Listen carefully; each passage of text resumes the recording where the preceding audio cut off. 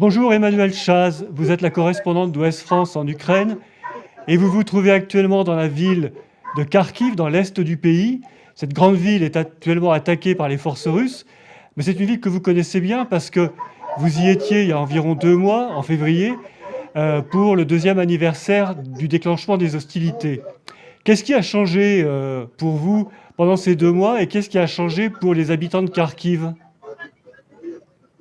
Bonjour Philippe, eh bien écoutez, oui, il y a eu beaucoup de changements. C'est vrai que je m'étais rendue à Kharkiv il y a environ 2 mois. C'était juste c'était pour l'anniversaire en fait des 2 ans du début de l'invasion à grande échelle de l'Ukraine par la Russie. Kharkiv a connu beaucoup de changements en fait depuis 2 ans. En 2022, il y a eu vraiment la ville s'est vidée de ses habitants. Tout le monde a fui devant la première invasion russe à grande échelle dans cette région. On sait que une grande partie de la région avait été occupée par les forces russes. Et puis en 2023, on avait eu un peu l'impression d'une renaissance de Kharkiv avec un grand retour de beaucoup de ces milliers de personnes qui s'étaient installées dans d'autres villes, notamment à l'ouest de l'Ukraine, mais aussi en Europe. Il faut savoir que Kharkiv, elle héberge aussi énormément, plusieurs dizaines de milliers de déplacés internes venus des régions de l'est du pays. Donc tout ça, ça a revitalisé vraiment la ville.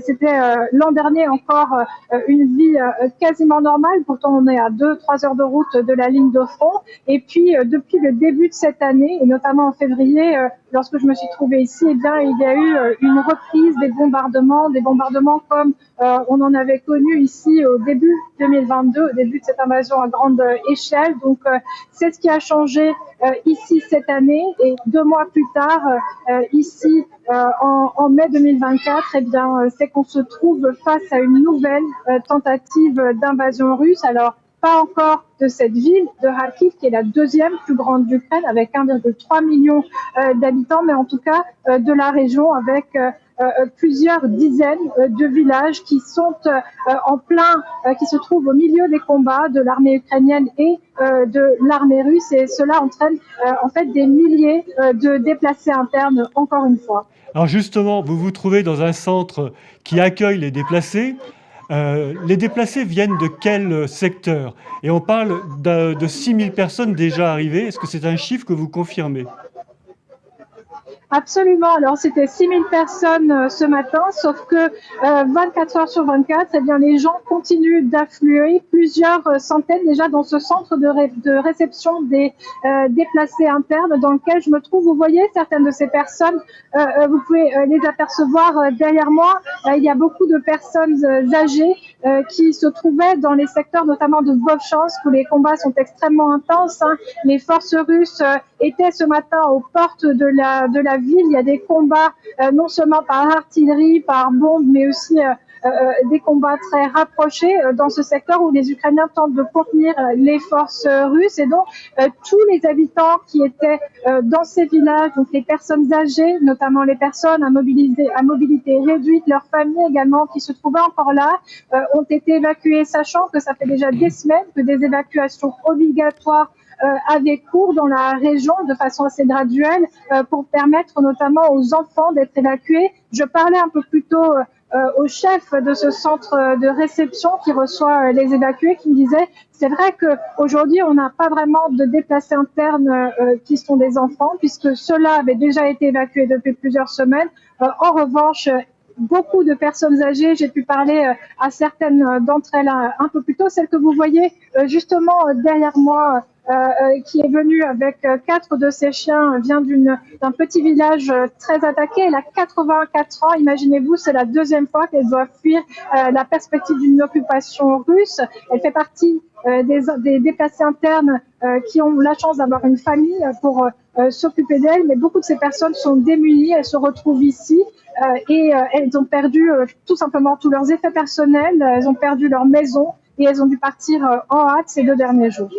Emmanuel, avant que nous parlions de la situation militaire sur la frontière, est-ce que vous pourriez décrire la situation dans la ville de Kharkiv? Est-ce qu'on a l'impression que c'est une ville qui est située maintenant à proximité du front? Est-ce que la vie a changé? Est-ce que les alertes sont plus nombreuses? Comment est-ce que la guerre est vécue par les habitants?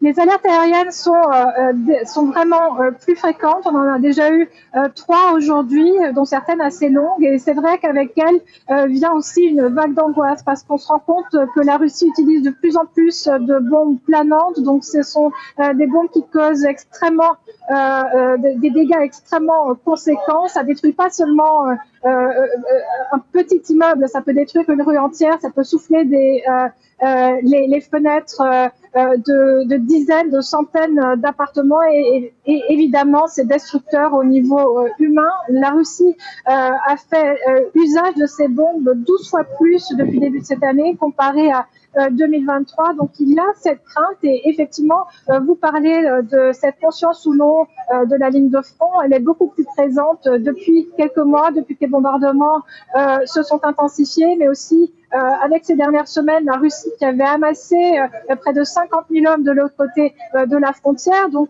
oui, il y a une angoisse, effectivement, les gens essayent de continuer à vivre normalement, mais il y a cette conscience que cette ligne de front, elle se rapproche, même si il n'y a pas de mouvement de panique, les gens sont encore en ville, on n'a pas vu de départ en masse des habitants de Kharkiv, même si en parlant avec certains d'entre eux, je sais qu'ils envisagent cette option si les Russes venaient arriver aux portes de la ville.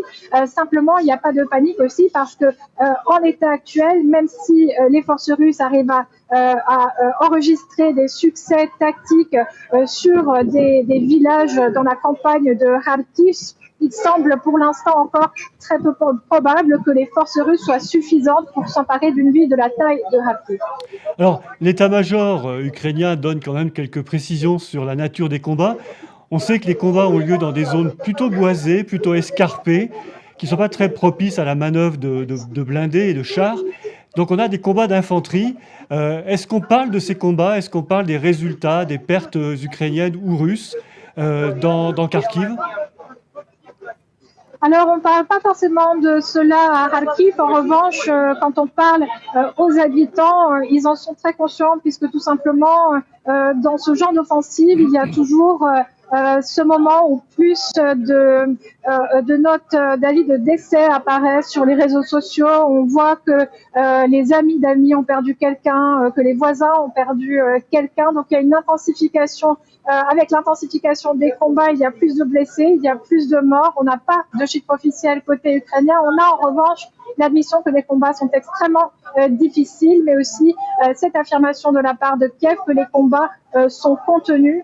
Donc, pour l'instant, aucun chiffre. On sait que Kiev a parlé d'avoir appelé des réserves pour venir défendre cette nouvelle ligne de front qui a été ouverte. Donc, on aura sans doute plus d'informations dans les jours, dans les semaines à venir, mais pour l'instant, la situation est extrêmement difficile.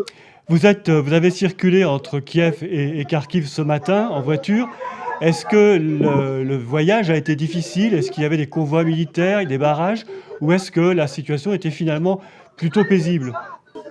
Le trajet était plutôt paisible. Après, il faut s'habituer en fait au paysage qu'on va découvrir lorsqu'on prend ce chemin. Plus on va vers l'est, plus il y a des soldats sur la route. Quand on s'arrête aux stations-service, il y a parfois tout un bataillon qui prend son café lorsqu'on s'y arrête. Alors, on sait aussi, à force de les rencontrer, on sait quelle brigade est affectée où, et on voit aussi en fonction de l'état des soldats s'ils sortent des combats ou bien s'ils sont déplacés d'une zone où ils ont pu reprendre un peu des forces pour aller à nouveau dans les batailles. Donc c'est un climat très particulier. Sur la route, plus on s'approche de la ligne de front, plus on va voir des chars, des réservoirs également avec de l'essence pour tous les véhicules. On voit évidemment des véhicules blindés également. Donc c'est un pays en guerre, même si on ne le vit pas à la même échelle quand on est à Lviv, à Kiev ou ici à Kharkiv.